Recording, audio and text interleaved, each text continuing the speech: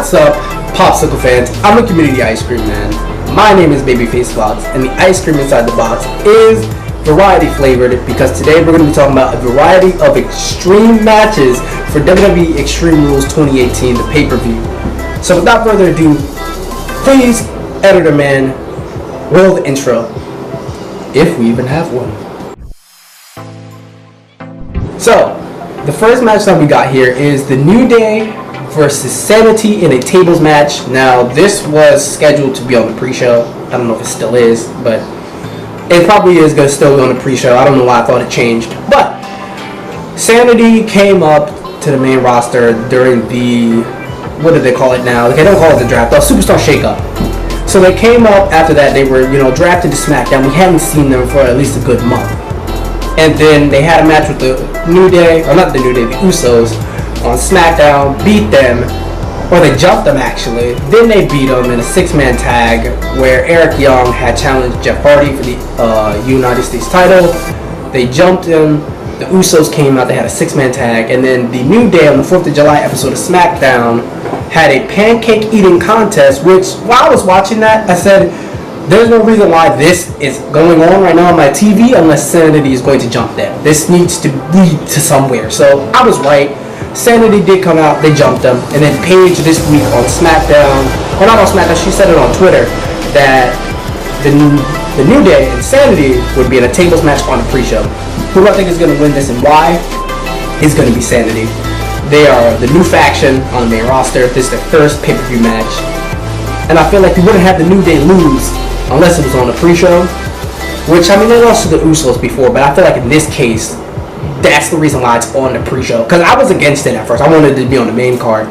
But I'm taking Sanity. They need this win. This is their first major win, I guess you could call it. It's on the pay-per-view, on the main roster. They need this. Following match is Alexa Bliss versus Nia Jax for the Raw Women's Championship Extreme Rules match. Now, even though this match has a stip, I don't care for the stip, but I understand why it's here. Ronda Rousey, the night after Money in the Bank, the Raw after Money in the Bank, she was basically in a segment with Alexa Bliss where she was punching officials, pushing Kurt Angle, trying to beat on Alexa Bliss. So Kurt said, get out of here. You're suspended. 30 days. Go home. And Alexa has been talking about her, running her mouth all this time. And Ronda rather, has got a ticket. She will be in the front row at Extreme Rules. And we all know why this stick is here. So Ronda could hop the guardrail, cost her the belt, Nia could win it, which is my pick, Nia Jax. And then at SummerSlam, what we could do is this. Nia Jax needs an opponent, Ronda comes out, well, we never got to finish our match. Alexa comes out, well, I got a rematch clause. How are we going to do this? Kurt Angle's going to go ahead, or Constable Corbin, a triple threat match at SummerSlam. Done. Next match, Matt Hardy and Bray Wyatt versus the B Team. I've been really enjoying this run with the B Team. Bo Dallas's Bray Wyatt impersonation is hilarious. I love it. And Curtis actually doing good for himself too. But I don't believe Matt Hardy and Bray Wyatt lose this match. I'm going with the Deleters of the World. This is their first tag title defense. I don't think they lose it just yet. I love the fact that the B Team has gotten something started. This is what I wanted when I saw that Miz got drafted to SmackDown. I wanted them to start doing stuff for themselves besides being Miz's lackeys. I'm like, yeah, that's good and all for a while, but then that's going to get boring. So I think they split it up at the perfect time. They had some good memories, you could throw it in a video package anytime you want, or just look at the network and look at it. They had some fun stuff that they did. But Matt Hardy, Bray Wyatt, Deleters of the World, still your Raw Tag Team Champions. Next match that we got here is Mella is Money, Carmella versus Asuka, the Empress of Tomorrow, for the SmackDown Women's Championship. This match is going to be in a shark cage. That's right. Good old James Ellsworth, Jimmy E, is going to be up in the shark cage, like Chris Jericho would say, a sexy pinata. Carmella's winning this match because if we go look back at our history, remember, history is important, kids. If we look back at our history, so far in the last 3 years, we've had about 4 shark cage matches. AOP versus TM61 and NXT, the finals of the Dusty Classic. Chris Jericho and I believe that was Roman Reigns at SummerSlam. They had that match. Kevin Owens won it. Then we had Enzo was in a shark cage against Big Show and Big Cass, where I think Cass might have won that. I don't remember, to be quite honest with you. Or maybe he didn't. Whatever. But this time we got a fourth one. Usually the person who has the beneficiary in the shark cage usually wins the match. So I'm gonna go with Carmella. And here's the secondary reason I'm going with Carmella. Becky Lynch has been on the road. She's been winning matches here and there and left and right. Last year, who cost her the Money in the Bank? James Ellsworth. He ripped that from her. So now Becky, after the second year in a row, no Money in the Bank, she's gonna cash in her, I guess, reputation of, hey, I've been winning matches here this whole time. Where's my shot at? And she's gonna get her shot at SummerSlam. And then we'll see how that goes. Next match. Bludgeon Brothers versus Team Hell No. I'm gonna go with Team Hell No on this one. I feel like they wouldn't bring back Kane, seeing how he's on such a tight schedule with being the mayor of Knox County, and I believe it's Kentucky or Tennessee. One of those. Tennessee, actually. And now I do remember. I don't think this reign will be long, though. Here's what I think will happen. I think Team Hell No will win it on Sunday, and then like in 2 weeks' time, Bludgeon Brothers will do their rematch clause.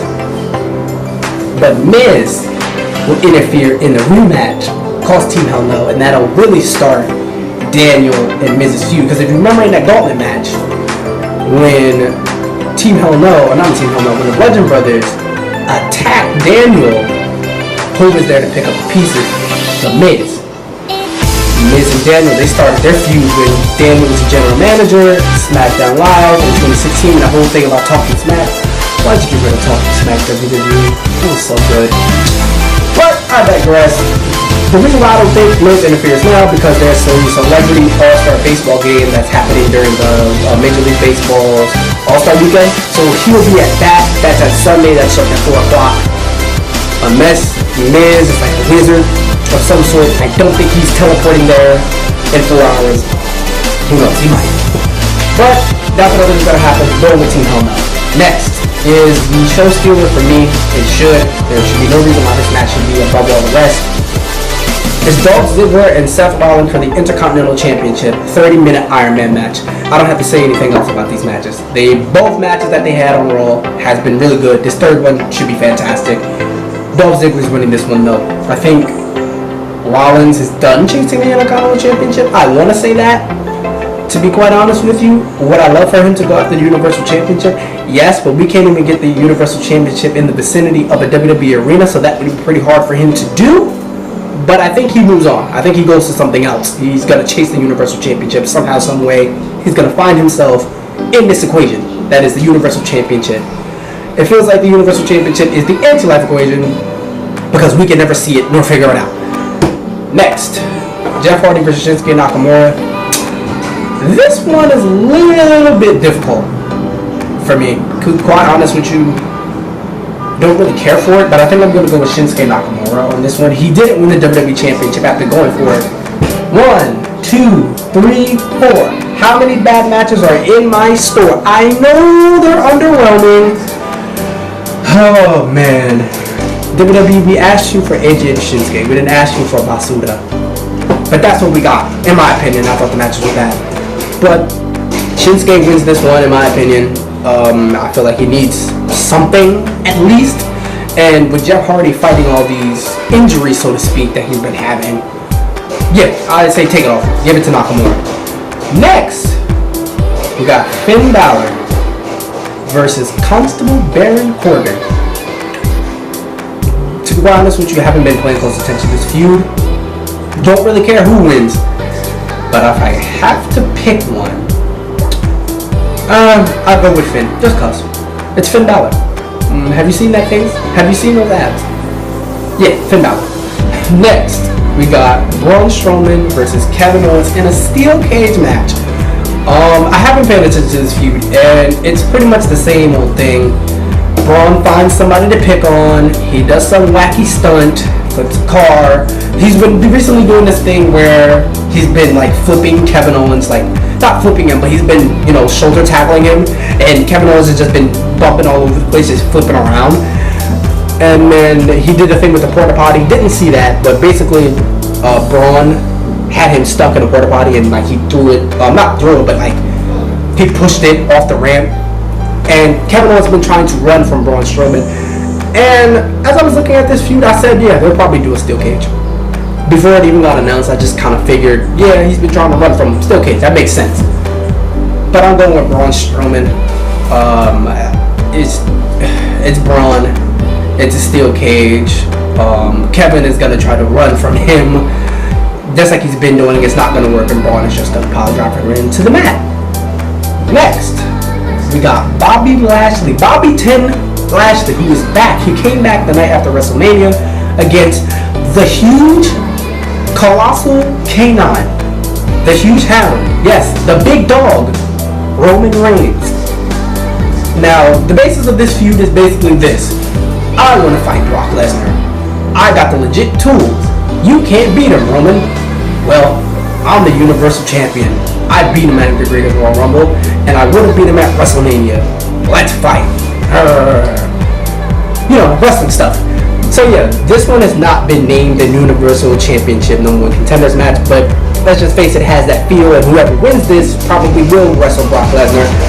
If Brock Lesnar even shows up, who knows? But I don't doubt it that he will show up at SummerSlam. He'll be there. So who I think is going to take this one? Looking at the two names, looking at how everything is going, I think I'm going to go with Bobby Lashley. We've seen the Roman thing already. And I feel like Bobby has been saying all this time. He's gonna have to actually prove it. I feel like there's been a lot of problems with WWE as of late.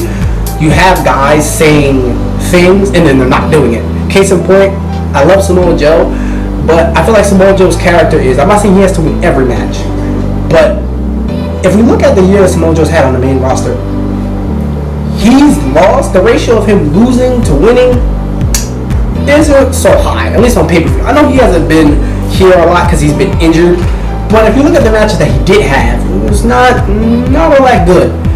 So I digress. I feel like Bobby Lashley has to prove, what he's saying is true. He does not have the legitimate tools to beat Brock Lesnar, nor does he not have the legitimate tools to beat me. So we get Lashley, Brock, the Battle of the Bees, the Big B Boys at SummerSlam. And for the last and final match, Rusev with the Shakespeare Strowman. Can he beat AJ Styles for the WWE Championship on Rusev Day in Rusev Country? Probably not. I have not been a firm believer right now that AJ Styles is going to lose to Rusev. I'm going with AJ Styles on this one. That is the end of predictions. I hope you guys enjoyed the video. Please like, share this, comment,